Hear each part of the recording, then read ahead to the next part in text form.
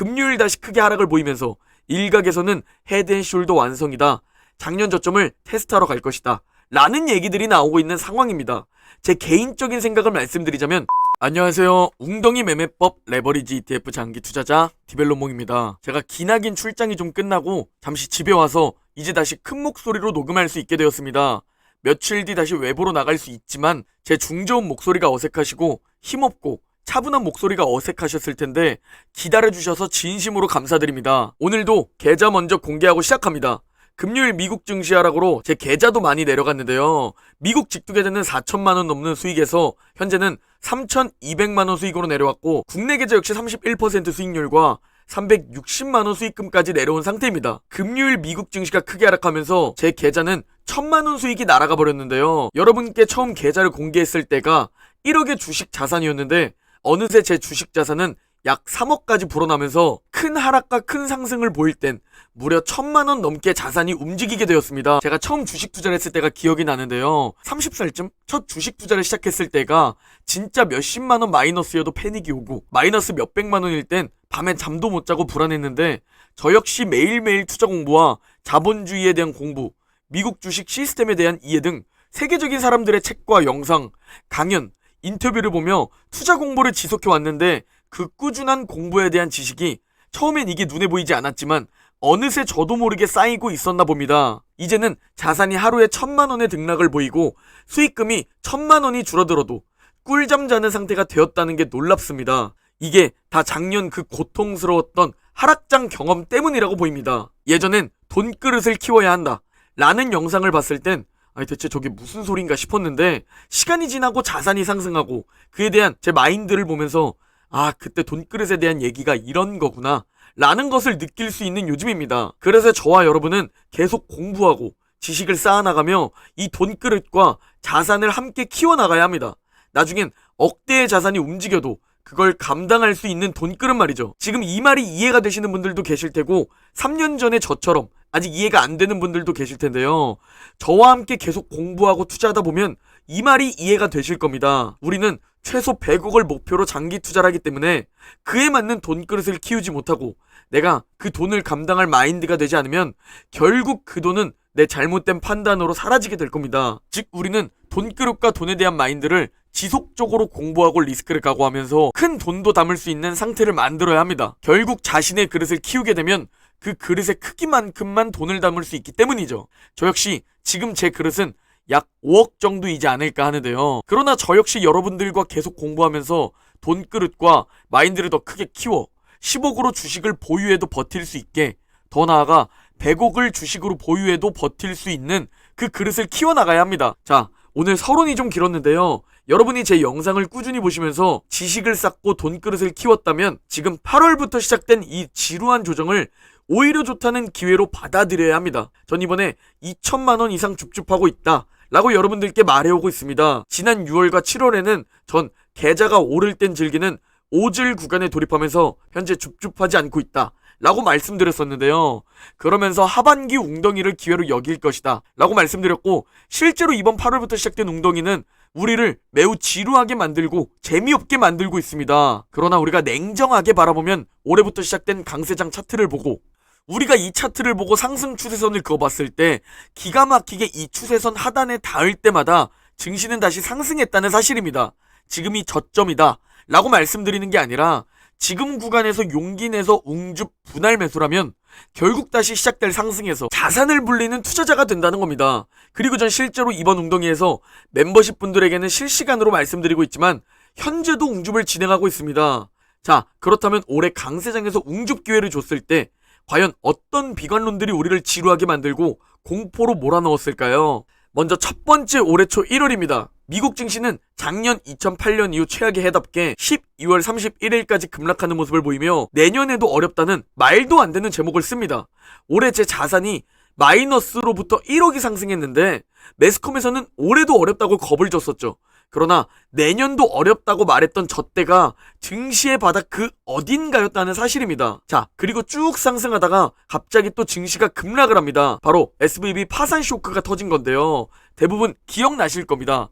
은행 파산 쇼크로 제2의 리먼 브라더스가 시작되었다 라고 말했던 그 시기인데요. 이때도 금융위기가 올 것이고 리먼보다 더 심각한 붕괴가 올 것이다 라면서 매스컴이 비관론을 만들어냈습니다. 그러나 그때 용기를 냈어야 한다는 사실, 그리고 우리는 그때 용기를 냈었다는 사실, 우리는 그 사실을 차트로 보면 알 수 있을 겁니다. 자, 그리고 또 잘 상승하다가 매우 지루한 횡보 구간이 한 달 동안 지속되고, 그런 지루함을 가지고 지쳐가던 중 부채 한도 협상 난항, 미국의 디폴트는 현실이 된다 라는 비관론과 함께 미국 증시가 살짝 하락하게 되는데요.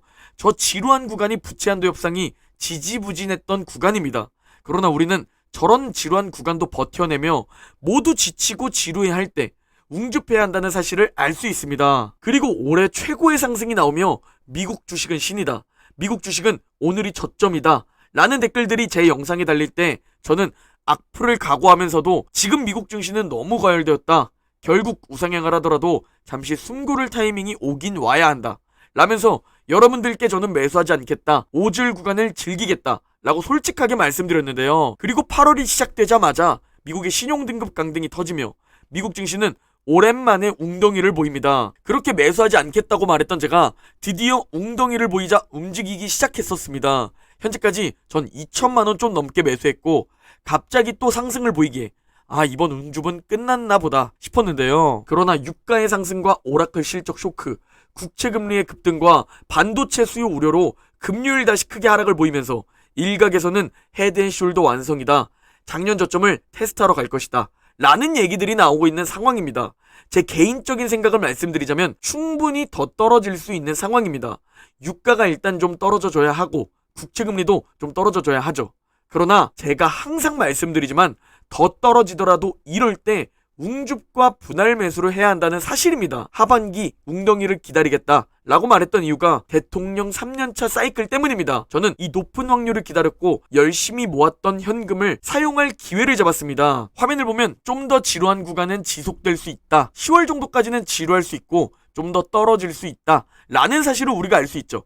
그러면 우리는 어떻게 해야 할까요? 우리는 10월까지는 떨어질 수 있다는 마음의 각오를 해둔 상태로 분할 매수를 진행하면 되는 겁니다. 특히 저는 이번엔 조정장으로 끝나고 다시 상승을 시작할 것이라고 보고 있습니다.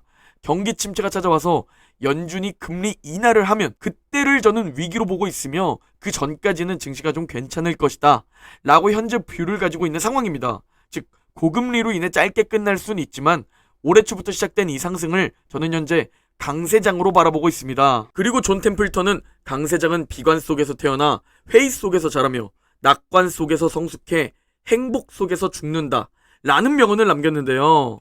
강세장은 비관 속에서 태어나 회의 속에서 자라며 낙관 속에서 성숙한다고 합니다. 작년 8월 최악으로 떨어지고 물가도 급등하고 긴축도 계속한다 라고 말했던 그 시기가 바닥이었고 그 이후 상승을 시작한 미국 증시는 비관 속에서 강세장을 만들어냈습니다. 그리고 올해 이 회의 속에서 자라나고 있는 상황이죠. 회의라는 뜻이 뭐냐면 의심을 품고 있다 라는 뜻인데요. 즉 이게 지금 강세장이 맞나? 아무리 봐도 베어마켓 랠리 같은데, 다시 떨어질 것 같은데 라는 의심을 품은 상태로 자라나는 게 바로 강세장이라는 겁니다.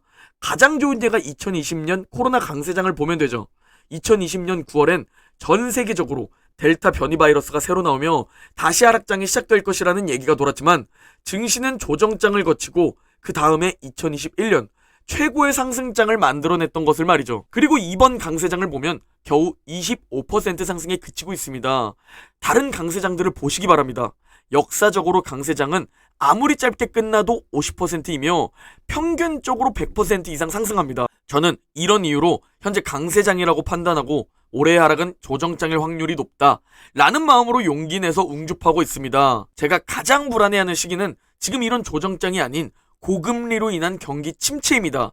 그리고 그 위기로 인해 연준이 금리 인하를 할 때 저는 그때를 우리가 버티기 힘든 하락장이 오는 시기로 생각하고 있습니다. 그래서 그 전까지는 괜찮지 않나 라는 생각을 하고 있는데요. 역대 강세장 수익률을 나타낸 수치입니다. 여기서 우리가 봐야 할 건 저 빨간 박스입니다.